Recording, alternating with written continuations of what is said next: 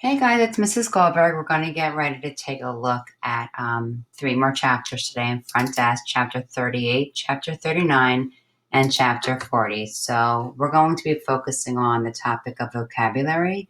On Monday mornings, when you guys would enter my classroom, Mondays were always read the passage, and we always focus on vocabulary as well as the synonyms of the word. So I thought, what better way to begin the week than continue to do the same thing? While I'm recording this on Monday, you will not get this assignment until Tuesday. I still thought it would be wonderful for us to go ahead and continue with routine. So, chapter 38, you're going to see the words feigned, proposal, and startled. In chapter 39, you will come across the vocab words occurred and infuriating. And finally, in chapter 40, you will see vile, gleam, luxurious, predicted, as well as glistened. So let's get ready to take a look at front desk, and I'll tell you what we're going to be doing with those words afterwards. So let's get ready to begin. I'm super excited that I was able to take a picture of the pages so you guys could go ahead and follow along as I read. Okay, so let's get ready to begin. Chapter 38. Jason glared at me the next day. I could feel his anger vibrating off of him. I put my head down on my desk to avoid having to look at him, but when I looked up again, I noticed he was twirling a pencil. He was always doing this, but then I noticed it wasn't just any ordinary pencil this time. It was my pencil, the one my dad got me. Hey, give me that, I said, nearly jumping out of my chair. But Jason quickly held the sparkly green pencil beyond my reach. I waved my hand frantically so that Mrs. Douglas could see what an emergency this was. Yes, Mia? Mrs. Douglas said. Jason stole my pencil, I said, narrowing my eyes at him. The words shot out of my mouth, sizzling hot. Mrs. Douglas turned to Jason. Is that true? Jason, expert faker that he was, feigned shock and outrage. Of course not, Mrs. Douglas. This is my pencil. I would never take anything from Mia. Liar, I exclaimed. That's enough, Mia, Mrs. Douglas said. Both of you up here now. She motioned with her finger for the two of us to come up to her desk. I stared at my sparkly pencil in Jason's hand, which he clutched tightly with his sticky, sweaty fingers as we walked over to Mrs. Douglas. Is this about what happened to Hot Seat? Mrs. Douglas asked. No, Jason blurted at the same time. I said, Of course it is. He's mad I won, I told Mrs. Douglas, so he had to take the one thing. The one thing. Tears slammed into the back of my eyes as I tried to get the words out. You didn't win. There is no winning in Hot Seat. There's only sitting, Jason said. Give me the pencil, Mrs. Douglas said. Jason handed it to her. I watched as she turned it 360 degrees. I don't see any name on it, Mrs. Douglas said. That's because it cost $5.99, I told her. That wasn't a pencil. That was practically jewelry. You can't just write your name on a piece of jewelry. Exactly, which is why it has to be mine, Jason pointed at me. You really think she can afford something this nice? My jaw dropped. What a thing to say.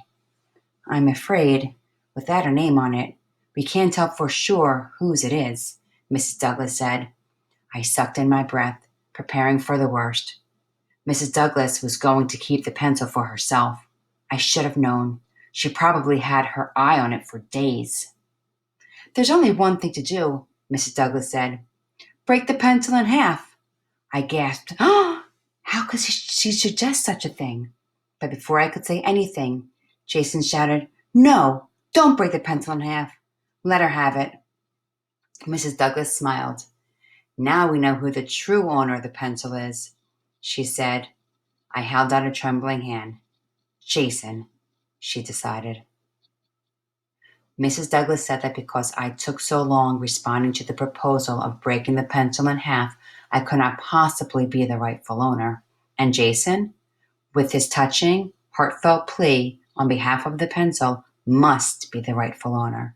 So the pencil was his. It was the stupidest, most unfair thing I ever heard, and I had to bite the inside of my cheeks to keep from crying. On the way back to our desks, I turned to Jason and asked in a very small voice, "Please, Jason, can you give me my pencil back? It's very important to me." He thought for a second.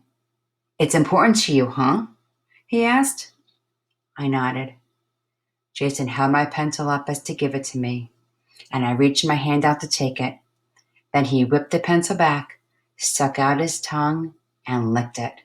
He licked my beautiful, sparkly pencil up and down with his nasty, evil tongue.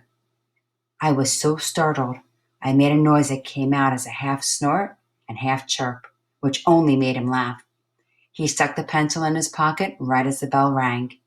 School was over, and Jason walked off with the nicest thing I had. Chapter 39. Before I start reading, I want you to go ahead and just to take a look at the letter that she wrote, as well as her editing marks as she's going through this. I'm going to read it without the editing marks, but I want you to see it. Dear Jason, please give me my pencil back for the following reasons. Number 1, it's mine. Number 2, you have so many pencils, including 2 really cool bendable ones you don't even use. Number 3, that pencil costs a lot of money, and I know you saw us at Macy's, but we were just looking. We do not have savings. Sincerely, Mia. I'll pause for a second. I want you to go ahead and go back and reread this the way that she originally meant to write it before the editing.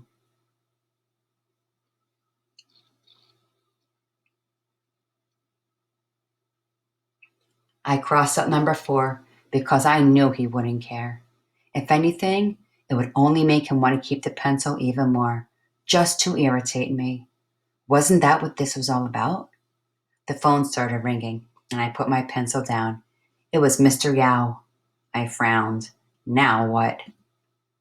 Tell your parents I'm going to be gone this weekend, he said. I half listened as he explained how he was taking his family to Las Vegas. I was in no mood to listen to his vacation plans. What are you telling me this for? I said into the phone. I'm telling you because you guys keep having all those issues with the cable, he said. If you have any while I'm gone, I left Jose's number with my housekeeper. I sat up in my stool. So you're not going to be at your house this weekend? That's right. None of you? Not even Jason? Right. It occurred to me that there could be an opportunity here. Loopy was less than enthused when I told her my plan. I don't know, she said. What do you mean? All we have to do is go over to his house after school and tell the housekeeper that we're from the Girl Scouts and we're here to sell cookies. Then we'll ask her if we can use the bathroom. And when you're using the bathroom, I'll sneak into Jason's room and get my pencil back. I had been all over the plan with her 3 times already. It was perfect. Loopy looked away. I don't want to get in trouble, she said. You're not going to get in trouble, I said. They're out of town. It'll just be their housekeeper, if there's anyone even there. The whole thing's only going to take 5 minutes. Loopy shook her head. I crossed my arms. I was beginning to get really tired of this. You know, you always do this, I said to her. Do what? Chicken out. What do you mean? She asked. The fact that she didn't even know what I was talking about was even more infuriating. You never stand up for me, I said to her. I thought you were my friend. You don't get it, do you? Get what? Nothing. Forget it. There was no mistaking it, the anger in her eyes. What are you talking about? I asked her. I'm talking about you. You're going to Vermont. You can say all this crazy stuff to Jason because he likes you, she exclaimed. What about me? I blinked in confusion. I can't go with you to Mr. Yao's house, she said. My dad still needs Mr. Yao. Loopy squeezed her eyes shut. Unlike you, we don't have another plan. Chapter 40, and I want you to go ahead and take a look at this very first line and think about it. The storm on Loopy's face stuck with me after she left. I felt sick with regret making her feel this way. After all she'd done for me, Loopy was my best friend. She was the one who told me about the roller coaster in the first place. If it wasn't for her, I wouldn't even know about it. And there I was, going on and on about my plan to get off of it without even thinking about her. It should be her entering the contest, not me.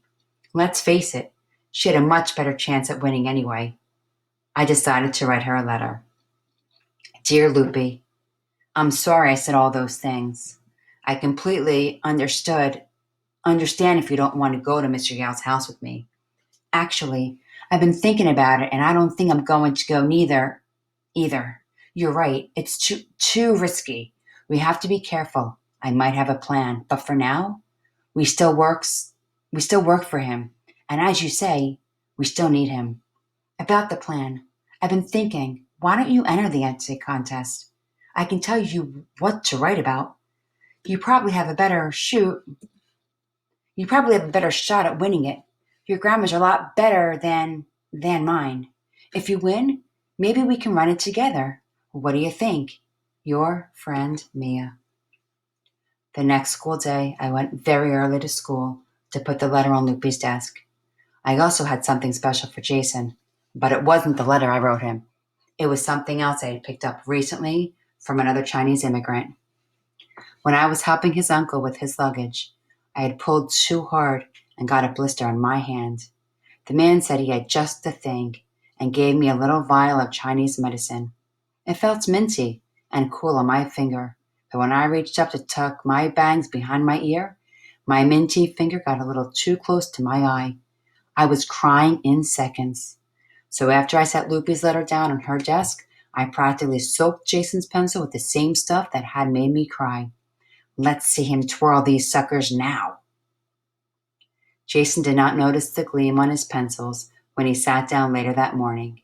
He was too busy bragging about Las Vegas and all the great food he ate and the luxurious suite they stayed in. They had a pool with 3 pool slides. There was even a restaurant right smack in the... When are you going to give me my pencil back? I asked. I wanted to cut to the chase. I couldn't care less about his fancy pools, considering I stared at one all day. You mean my pencil? He shrugged. I gave it to my dog. Wealthy. It's probably all chewed up by now. He would give it to his dog, and he would have a dog named Wealthy. Jason smirked, picked up one of his pencils, and started twirling. He twirled it a little too close to his face, and just as I had predicted, the strong, minty smell made his eyes water. He put the pencil down and began rubbing his eyes furiously with his menthol fingers. Big mistake. Oh my God, Jason's crying, one of my classmates exclaimed. No, I'm not, Jason insisted, blinking furiously, but it was too late. Everyone ran over and huddled next to Jason. It wasn't every day a kid in 5th grade started bawling. 4th grade? Maybe, but not 5th grade. We watched with wide eyes as Jason cried and cried. Sunlight flooded in through the tall glass windows, and Jason's tears glistened in the warm peach glow. I couldn't stop smiling the whole time. It was a beautiful, beautiful day. Okay, boys and girls, at this point, I'm going to go ahead and leave these screens open. So I'm going to go ahead and share with you now your assignment that you have for today. If you feel like you need to put the video on pause and take a quick stretch, and then when you're ready, come back and unpause me, feel free to do that. So your assignment for today, as we spoke about, was going to be front desk.